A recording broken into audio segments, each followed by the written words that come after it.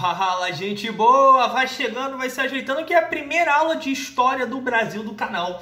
Esse dia que eu me dei conta de que realmente até então a gente não tinha nada de história do Brasil. Então o que eu pensei? Claro, a gente vai ter aulas mais dentro da caixinha, tipo, sei lá, Brasil holandês, mineração, mas enfim. Além dessas aulas mais tradicionais, a gente também vai ter análises mais gerais para ver a história do Brasil sob vários ângulos, sobre várias abordagens, tá? E essa já é uma delas, inclusive. A pergunta que eu mobilizo para você de início é a seguinte: o Brasil é um país pacífico? Porque esse é algo que paira no senso comum sobre a história do Brasil bastante regular. A ideia de que, bom, não somos um país de guerra. A questão é o seguinte, vou já até ficar mais perto de você. A questão é o seguinte: não é bem por aí. E a gente vai terminar esse ciclo de pelo menos 3 aulas sobre a história do Brasil perseguindo essa pergunta: o Brasil é um país pacífico? E a gente vai chegar à resposta que não somos um país pacífico. Atenção a isso. A ausência de grandes guerras internacionais com outros países não faz do Brasil um país pacífico. Que formalmente a única guerra que a gente se meteu diretamente, para assim dizer, foi a Guerra do Paraguai, a Guerra da Tríplice Aliança.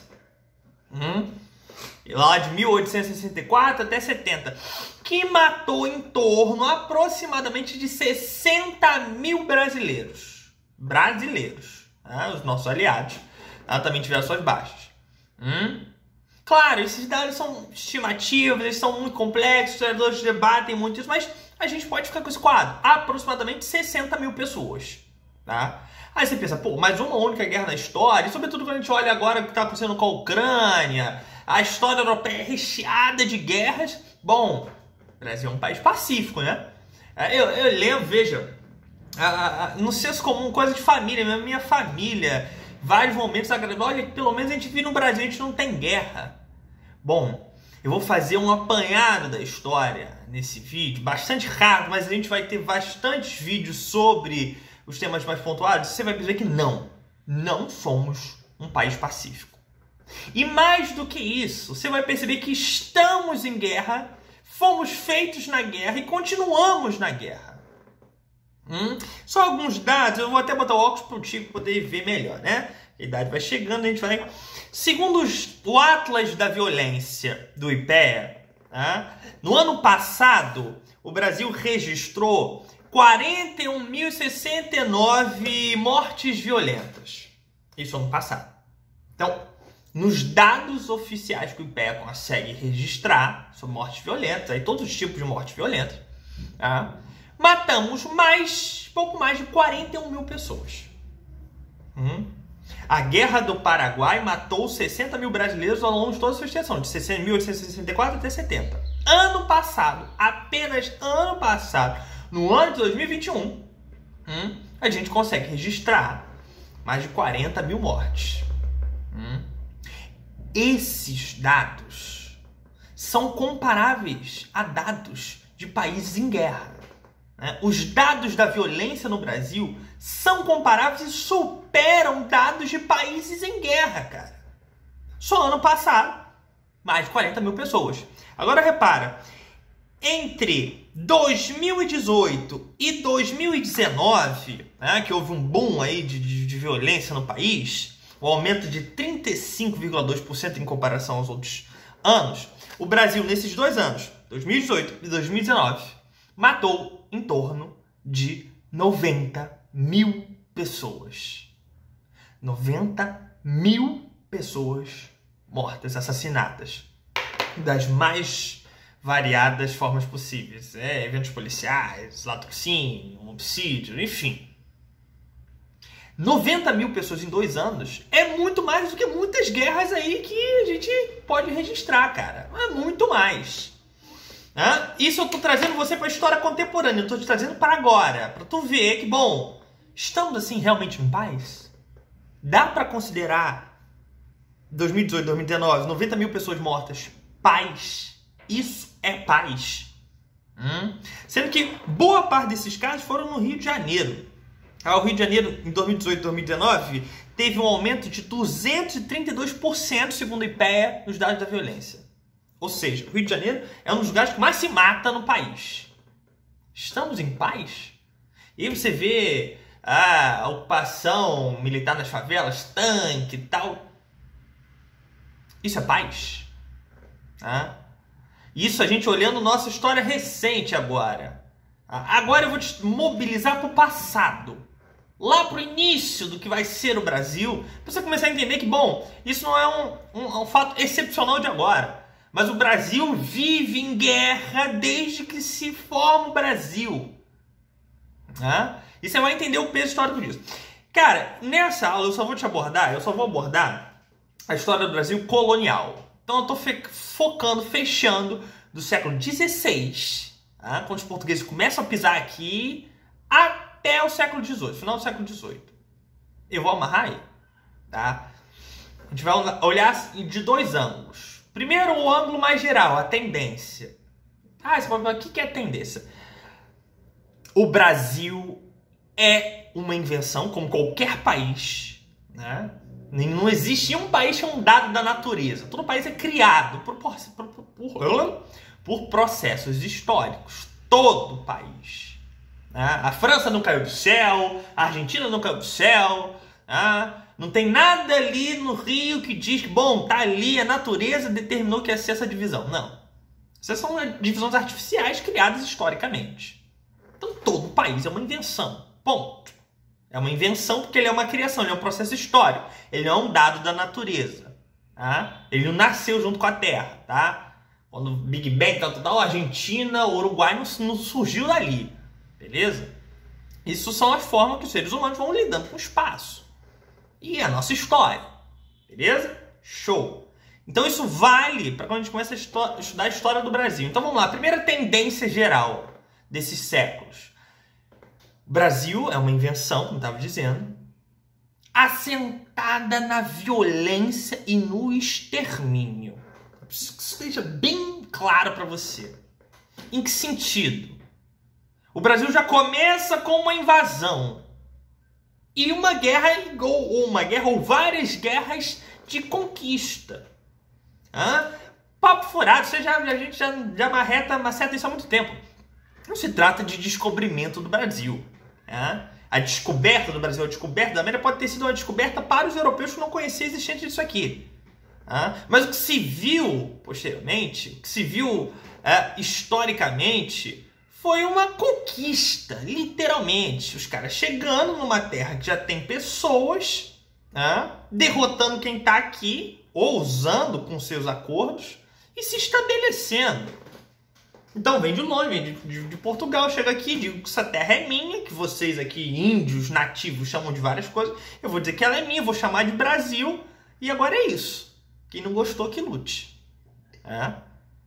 Então, a gente já começa com um processo histórico, o Brasil já começa com um processo histórico altamente violento. Porque esses europeus chegam aqui com as grandes navegações e depois aquela história toda, Cabral, Portugal, Brasil. São europeus que têm em mente o seguinte: eles são movidos pela cobiça, pelo interesse. Eles estão atrás de especiarias, o foco todo vai chegar nas Índias, ouro e prata e grandes riquezas. Ponto. E principalmente esses europeus são movidos pelo desprezo ao outro. A relação que os europeus vão estabelecer a partir das grandes navegações com várias regiões do mundo não é uma relação de igualdade, por assim dizer, de tratamento. Olha, eu sou humano, você também é, a gente tem nossas diferenças, mas a gente se respeita. Não. Eu sou europeu, sou melhor que você, porque eu sou europeu. Eu estou no topo do mundo. Você, subespécie, coisa zoada, estranho, enfim. A relação dos europeus com a diferença, com essa alteridade, foi sempre violenta. No sentido de preciso me impor, dominar, conquistar, fazer com que os outros sigam os meus padrões. Você fala alguma língua tupi? Guarani? Alguma vertente do tronco dos troncos indígenas? Não, você fala língua portuguesa, porque isso é um processo histórico que os portugueses estão impondo, não só a sua colonização, do ponto de vista político, econômico, mas é cultural. É um domínio que está se estabelecendo do ponto de vista da língua, da cultura, dos hábitos. É claro que o processo de colonização não é uma borracha que você apaga todo o resto de antes. Tem resistência dos nativos, tem ressignificações, a cultura está em movimento e está em contato. E se produzem novas experiências a partir desse contato entre quem estava aqui e quem está chegando. Mas eu preciso que você entenda que a grande tendência da história colonial do Brasil é o extermínio dos indígenas e a imposição dos portugueses, dos europeus. Impôs não só a língua, a cultura, a religião, os costumes. Mesmo que nesse processo você tenha vários traços da cultura indígena, sem dúvida. Mas o que predominou foi uma grande mortandade dos nativos e a imposição em linhas gerais do modo de vida europeu. Tá? Então a coisa já começa na violência. E essa violência requisitou sistematicamente várias e várias guerras e conflitos e tensões. Inicialmente, aquela coisa lá do período pré-colonial, enquanto Portugal não tinha lá tanto interesse em se fixar aqui no Brasil, não achou grande riqueza, tal. Predominou o extrativismo do pau-brasil. O contato entre os portugueses e os nativos daqui foi menos tenso do que no resto do período colonial. Pelo seguinte, os portugueses estão em muito menor número, precisando desesperadamente de ajuda dos índios, a verdade é essa. Eles chegam aqui famintos, doentes, precisando de referência, perdidos. Numa costa brasileira, o que pelo Tratado de Versalhes coube a Portugal, que vai ser a costa do Brasil, repare, imensa. Então Portugal não tinha nem condição material de chegar para fazer uma grande guerra de conquista. Ou seja, chegar todo mundo de uma vez ocupando o litoral todo e derrotando quem está aqui. Não, esse processo é paulatino. Durante o período pré-colonial ele é muito lento, são poucos contatos na costa, etc.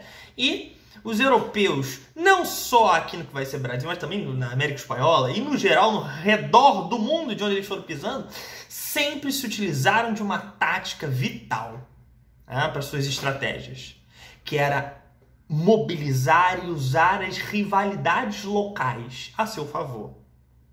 Ou seja, porque é um preconceito medonho, tá? A gente considerar que todos os índios aqui no Brasil eram igual. A gente tanto que faz a coisa genérica. Índio. Não tem coisa mais preconceituosa e europeia do que isso. De que pegar povos que eram muito diferentes, tinham diversidades culturais, linguísticas gigantescas e resumir tudo numa coisa só, como se fosse todo mundo igual. Índio. Não era. Você tinha várias sociedades nativas no que vai vir a ser Brasil. No território que a gente chama hoje de Brasil. Você tinha várias etnias, várias tribos, várias sociedades nativas. Por favor. E elas também, como os europeus, como os africanos, como todo o redor do mundo, ao longo da história, tinham suas disputas internas, suas rivalidades, brigavam por um rio, por diferenças culturais. A guerra fazia parte da organização dessa sociedade. Por exemplo, os tupinambás eram guerreiros, faziam guerras com inimigos étnicos às vezes. Qual a estratégia desses portugueses, desses europeus? Usar as rivalidades dos índios ao seu favor, ou seja, jogar um contra o outro, para levar vantagem na jogada. Então esse é um dos expedientes, é um dos processos que começam a ocorrer. Então, de novo, esses portugueses estão chegando aqui em 1500, devagarzinho, não estão nem com muito interesse em Portugal de colonizar o Brasil, período pré-colonial, estão conhecendo, estão fazendo alianças, estão identificando território, estão tomando noção inicialmente do que é esse território que coube a eles pelo Tratado de Versalhes, que eles vão chamar de Brasil.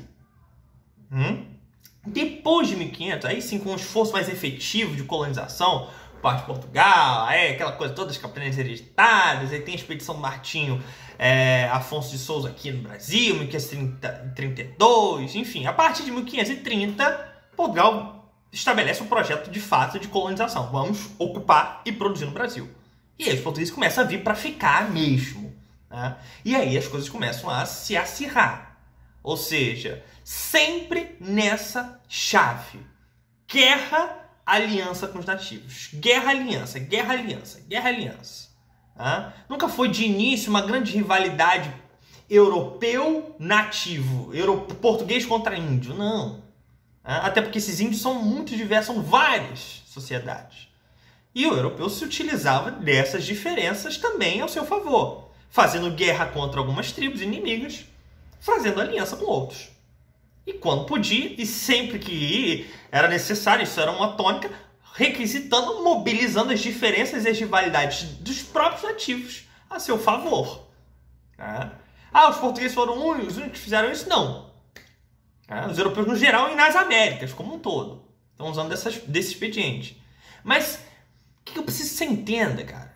Os europeus estão se fixando nesse território, os portugueses estão se fixando a partir de 1530 aqui, vão aos poucos construir o que a gente chama de Brasil, e o que a gente chama de Brasil é essa construção histórica baseada nessa violência, que era se estabelecer a despeito de quem já estava aqui, tomando, escravizando, exterminando quem estava aqui. Quando os europeus, com os portugueses eram a minoria, eles faziam mais acordos do que guerra. Quando eles tinham mais condições por alianças ou por uma base material, por maiores recursos, eles faziam as guerras. Mas atenção a isso, todo o século XVI no Brasil, e mais, isso vai se estender ao longo da história brasileira, eu diria que até hoje, estamos eliminando, exterminando os nativos. Vejam todas as confusões aí na região norte do Brasil, por demarcação de terra, quantos extermínios de lideranças indígenas ainda vivemos, quantas denúncias gravíssimas de crimes humanitários contra essas populações. Então, o Brasil nunca parou de exterminar os seus povos nativos, os seus povos originários. Nunca. Quando a gente começa a ver a coisa nesse nível, você começa a pensar, verdade, não somos um país pacífico. Não somos desde o início um país pacífico.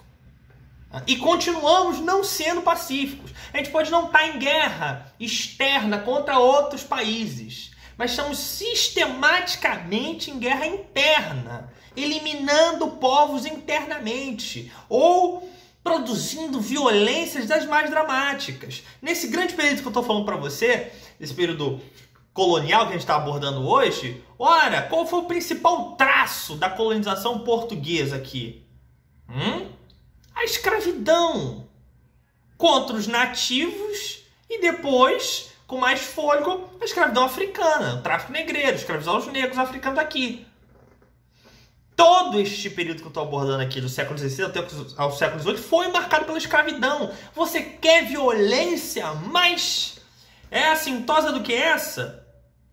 Ou tu escravizar quem está aqui, ou seja, tu chegou numa terra que não é sua, em boa medida, às vezes, por vezes, foram bem recebidos pelos nativos, derrotou essa galera, se impôs pela força, pela violência, escravizou, exterminou, matou. Ora, esse é o processo colonial. Contra os nativos, os índios, e também usando a escravidão africana, que é uma das coisas que caracteriza a história do Brasil. E hoje somos um país, atenção a isso, racista ainda, e reproduzimos tantas e tantas estruturas graças a séculos de escravidão africana. Mas não só. Você tem como dizer que esse é um país pacífico? É possível dizer isso? Isso que a gente está analisando só devagarzinho. Estamos só olhando o aspecto geral. O que preponderou nessa tendência geral dos séculos coloniais do Brasil? Os portugueses se fixando, se estabelecendo, derrotando os nativos, escravizando os nativos, exterminando os nativos e escravizando os africanos. Então estamos no século XVI, XVII, XVIII, em que isso aqui foi recorrente e cotidiano. Sobre as estimativas aqui, vamos lá. Só para dar as estimativas dos povos nativos, quando os europeus chegaram, quando os portugueses chegaram em 1500. Cara, isso aqui é uma polêmica e varia pra caramba. Eu quero que você entenda isso. É sinistro, porque é muito complexo avaliar a quantidade de nativos que tinham aqui em 1500. Tá? Então você tem tendências que falam aí de 2 a 3 milhões de nativos, etc. Tem dados até do IBGE também trabalhando em torno de 3 milhões de nativos. Há outros dados que tentam esticar um pouco mais isso, outros historiadores, para 6, 7 milhões, enfim. Seja como for, eu vou pegar aqui os exemplos do IBGE, que fez um apanhado também histórico, só para você ter referência. Segundo o IBGE, só para você ter dimensão, em 1500 se tinha por volta de 3 milhões de nativos de índios, no que hoje a gente chama de Brasil. Beleza? Em 1650, ou seja, 150 anos depois, desses 3 milhões, só tinham 700 mil. E em 1988, ou seja, já mais bem recente, 302 mil, segundo o IBGE. Esses são dados, inclusive, conservadores, tá? Você tem historiadores que têm contas mais arrojadas. É muito complexo estabelecer quantitativamente isso. Mas o que eu quero só ilustrar para você? O extermínio dos povos nativos. Como o Brasil começa matando o que a gente chama de Brasil, a construção desse país começa exterminando violentamente quem está aqui. Então você tem na casa de milhões de nativos quando chegam os europeus. No século seguinte, 100 anos depois, isso já está reduzido a menos de 1 milhão. Matando com as doenças que os europeus trouxeram, contaminaram os índios que não tinham aqui sistema imunológico, as doenças que vinham da Europa, com as guerras e com a escravidão. O que você tem do ponto de vista quantitativo histórico é um extermínio violentíssimo, gente. Se a gente está falando de milhões, de desaparecer, de se apagar essa galera do mapa. Tem como dizer que isso não foi violento? Que esse país começa...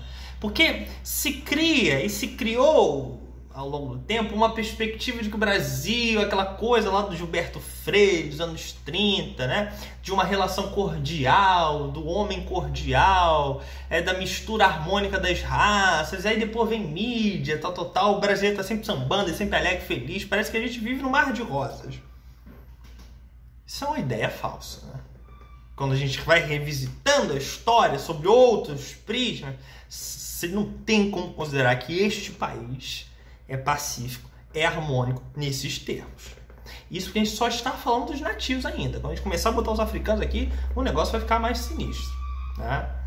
Então, esse é o primeiro movimento e a gente vai ter outros de reflexão sobre a história do Brasil e de como não somos um país pacífico e de como a gente pode ver a história do Brasil através não só de grandes resistências, de lutas, mas fundamentalmente de grandes violências e guerras. E como elas nunca pararam e continuam até hoje. Beleza, minha gente? Então a gente se vê no próximo vídeo desse debate. Beijão, tchau, tô subindo.